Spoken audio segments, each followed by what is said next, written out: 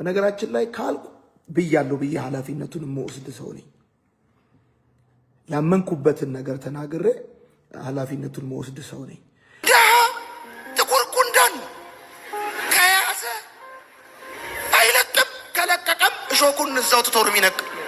ሰላም የማራኪ ቤተሰቦች፣ ከአዳዲስ መረጃዎች ጋር ተመልሰናል። ፓስተር ዮናታን አክሊሉ በቅርቡ ባሰማው ንግግር ድሆችን ጥቁር ጉንዳንና ለቃቃሚ በማለት መጥራቱ በኢትዮጵያ ከፍተኛ ቁጣን ቀስቅሷል። ይህ ንግግር የብዙዎችን ስሜት የነካ ሲሆን በርካታ ምሁራንና የማህበራዊ ሚዲያ ተጠቃሚዎችን ፓስተሩን በጽኑ ወርፈውታል። በዛሬው መረጃችን በተለይም ታዋቂ ደራሲ በእውቀቱ ስዩምና ደራሲና ጋዜጠኛ ቴዎድሮስ ተክለ አረጋይና የቀድሞ የሰፈሩ ልጆችን ጨምሮ የተለያዩ ታዋቂ ሰዎች ያወጣቸውን ሚስጥሮች ፓስተር ዮናታን በሰጠው አወዛጋቢ ንግግር ዙሪያ የተሰጡ አስተያየቶችንና እውነታዎችን እንቃኛለን።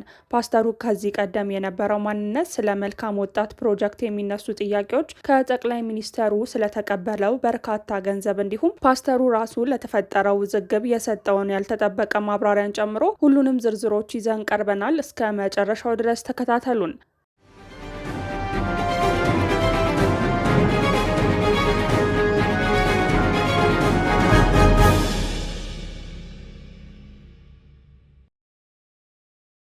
ክብራትና ክብራን የማራኪ ቤተሰቦች ያላደረጋችሁ ማራኪን ሰብስክራይብ ብታደርጉልን ደስ ይለናል። ወደ መረጃዎቹ አለፍን። ፓስተር ዮናታን አክሊሉ በድሆች ላይ ባሰማው ንግግር ከፍተኛ ቁጣን ቀሰቀሰ። ምሁራንና የማህበራዊ ሚዲያ ተጠቃሚዎች በንግግሩ ላይ ወቀሳ አቅርበዋል። በቅርቡ በታዋቂው ፓስተር ዮናታን አክሊሉ የተሰነዘረው ድሆችን የሚያንቋሽሽ ንግግር በኢትዮጵያ ማህበራዊ ሚዲያ ከፍተኛ ቁጣና አነጋጋሪ ጉዳይ ሆኖ ቀጥሏል። ፓስተሩ ድሆችን ጥቁር ጉንዳን ከማለት አልፎ ለቃቃሚና አመሉ ወይም ስንፍናው ነው ድሃ ያደረገው በማለት መናገሩ ከባድ ወቀሳዎችን አስከትሎበታል። ይህ ንግግር ከመንፈሳዊና ከሰብአዊነት አንጻር በርካታ ጥያቄዎችንም እንዲያነሳ አድርጎታል። ፓስተር ዮናታን አክሊሉ በቅርቡ ባደረገው ስብከት ላይ ድሃ ጥቁር ጉንዳን ነው፣ ከያዘ አይለቅም፣ ከለቀቀም እሾውን እዚያው ትቶ ነው የሚለቀው። ሰው ያለ ምክንያት ድሃ አይሆንም ብራዘር፣ ሰው ያለ ምክንያት ድሃ አይሆንም እነግርሃለሁ።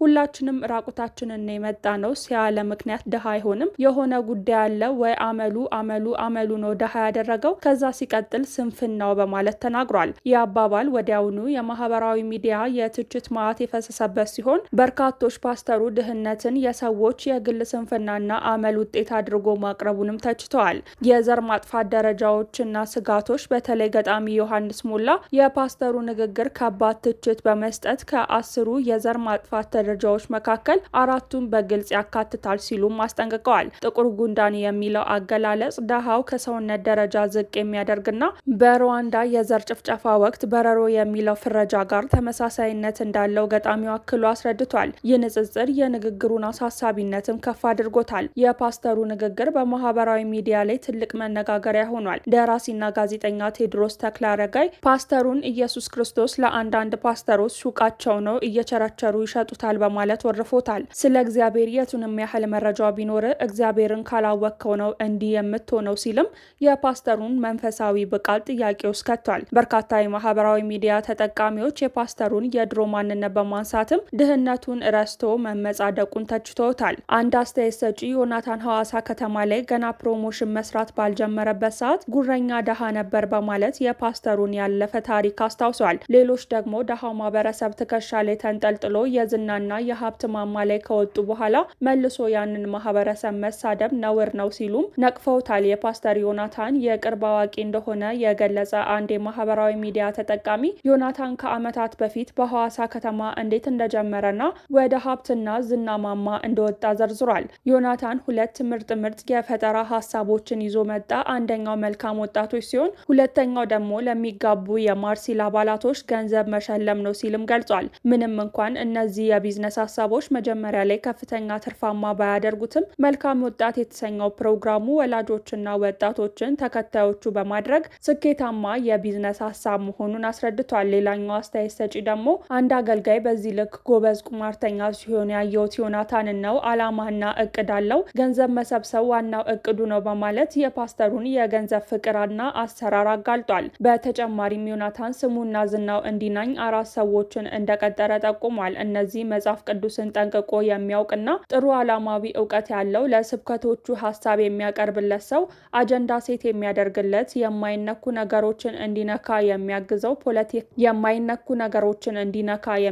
ፖለቲከኛ የሶሻል ሚዲያ ሰዎችን የሚቆጣጠርለት የዮናታን ስም ከፍ የሚያደርጉ ሰዎችን የሚመለምልለትና የሚያስተዳድርለት እንዲሁም ከሞላ ጎደል ሁሉንም የጴንጤ አገልጋዮችና ዘማሪዎችን የሚያቅ በጴንጤዎች ዓለም ስሙ በክፉ እንዳይነሳ ኢንፎርማል ፕሮሞሽኖችን የሚሰራለት ሰው መሆኑንም ጠቁሟል። አንዳንዶች የፓስተሩ ንግግር ከጠቅላይ ሚኒስትር አብይ አህመድ ጋር ተመሳሳይነት እንዳለውም ይጠቁማሉ። ጠቅላይ ሚኒስትር አብይ አህመድ አንድ ወቅት የኢትዮጵያ ሕዝብ መምራት 100 ሚሊዮን ጉንዳን ተሸክሞ እንደመሄድ ነው ማለታቸውን በመጥቀስ ፓስተር ዮናታን ደሃ ጥቁር ጉንዳን ነው በማለቱ መካከል ግንኙነት እንዳለውም ይጠቁማሉ። በተጨማሪም ጠቅላይ ሚኒስትር አብይ አህመድ በ2019 የሰላም ሽልማት ያገኙትን 25,000 ዩሮ ለመልካም ወጣቶች አገልግሎት ለመስጠት ቃል መግባታቸውና ፓስተር ዮናታን አክሊሉን አግኝተው ገንዘቡን ማስረከባቸው ተጠቅሷል። ይህ የገንዘብ ድጋፍ የፓስተሩን የብርሃን ፍጥነት ብልጽግና እንዳመጣና ዋነኛ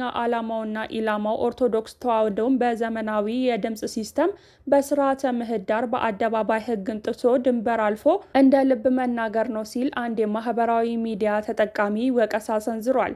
አንዳንድ መረጃዎች እንደሚጠቁሙት ከሆነ ፓስተር ዮናታን አክሊሉ በገርጂ ከኮሪያ ሆስፒታል ወደ ቦሌ ሆምስ በሚወስደው መንገድ ላይ የሚገኘውን እንቡጥ አንደኛና ሁለተኛ ደረጃ ትምህርት ቤት በ60 ሚሊዮን ብር ገዝቶ ክፍሎቹን በማፍረስ የሃይማኖት ተቋም መገንባት መጀመሩን አስታውቋል። ለግንባታውም ምዕመናን ድጋፍ እንዲያደርጉም ተጠይቋል። ክቡራን ተመልካቾቻችን ይህንኑ አወዛጋቢ ጉዳይ ከተለያዩ መረጃዎች ጋር እያመሳከርን ማቅረባችንን ቀጥለናል። ከዚሁ ከፓስተር ዮናታን ጉዳይ ጋር በተያያዘ በርካታ የመጽሐፍ ቅዱስ ጥቅሶችን በፓስተሩ ንግግር ላይ እንደ ምላሽና ተቃውሞን ቀርቧል። ከነዚህም መካከል መጽሐፈ ስላሴ ምዕራፍ 17 ከቁጥር 5 በድሃ የሚያላግጥ ፈጣሪውን ይሰድባል በጥፋትም ደስ የሚለው ሳይቀጣ አይቀርም። አንደኛ ሳሙኤል ምዕራፍ 2 ቁጥር 7 እግዚአብሔር ድሃ ያደረገው ባለጠጋም ያደረገ ያዋርዳል ደግሞም ከፍ ከፍ ያደርጋል። ምሳሌ ምዕራፍ 14 ከቁጥር 21 ባልንጀራውን የሚንቅ ይበድላል ለድሃ ግን የሚራራ ምስጉን ነውና።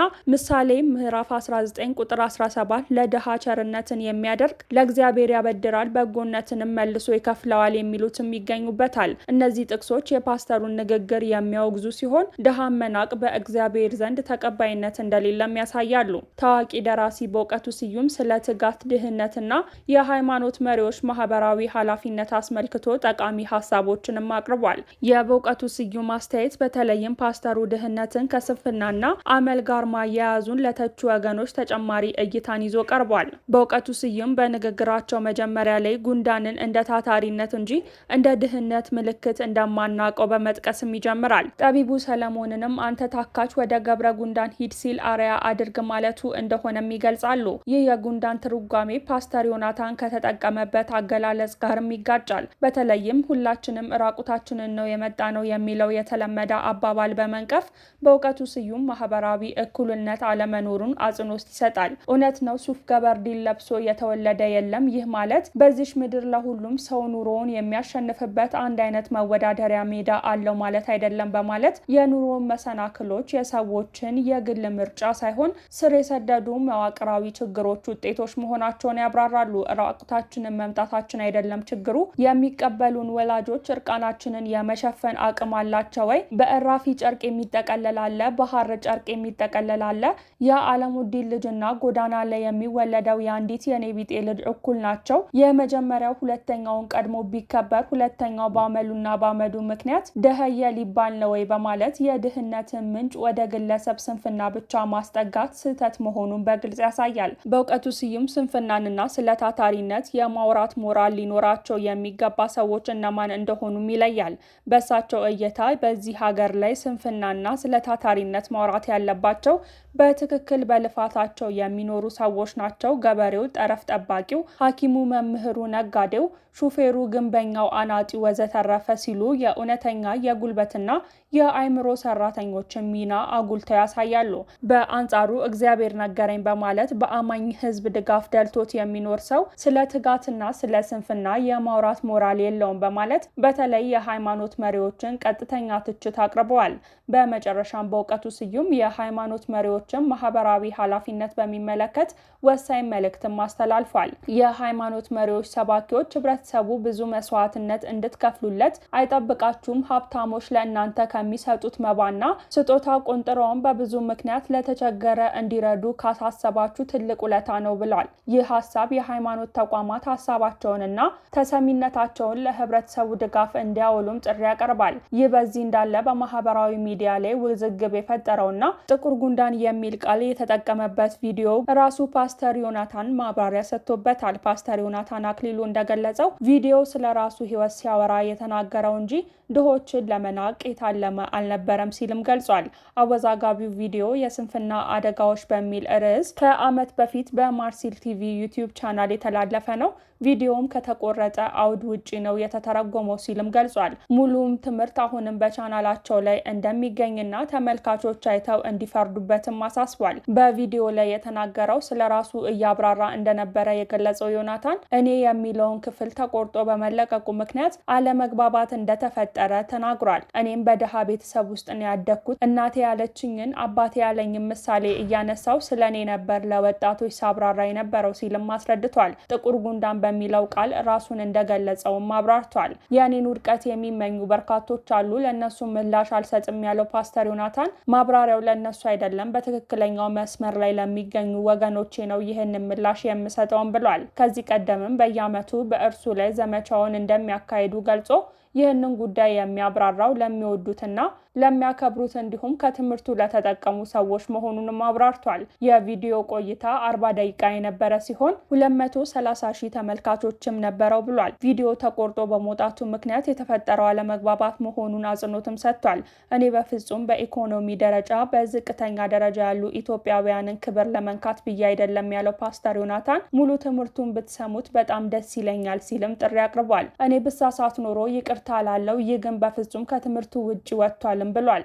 ፓስተር ዮናታን አክሊሉ ዋና ሀሳቡ ስራ መስራት፣ ስንፍና መጥፎ መሆኑንና በዘመዶች አለመነካትን ማስተማር እንደነበርም አስረድቷል። በተጨማሪም ቲሽ የምትለዋ ቃል ከሌላ ቪዲዮ ተቆርጣ ተቀጥላ እንደሆነም ተናግሯል። ቪዲዮውን ላቀረበው ሰውም ተሳክቶልሃል፣ አልተሳካልህም፣ እኔን ለሚጠሉኝ ሰዎች ጥላቻቸውን ጨመርክ እንጂ እኔን ምንም አላንበረከከኝም የሚል ምላሽም ሰጥቷል። በመጨረሻም ሁላችሁም ሚዛናዊ የሆናችሁ ኢትዮጵያውያን በሙሉ ቪዲዮውን እንድታዩት በትህትና እናገራለሁ ብሎ መልካም ወጣት ሰኔ 2 እንደሚጀምርም አሳውቋል። ክብራትና ክብራን ተመልካቾቻችን መረጃውን የተከታተላችሁት ይመስል ነበር። ያላደረጋችሁ ማራኪን ሰብስክራይብ ብታደርጉልን ደስ ይለናል። በቀጣይ በሌሎች መረጃዎች እስከምንገናኝ ድረስ በደህና ቆዩን።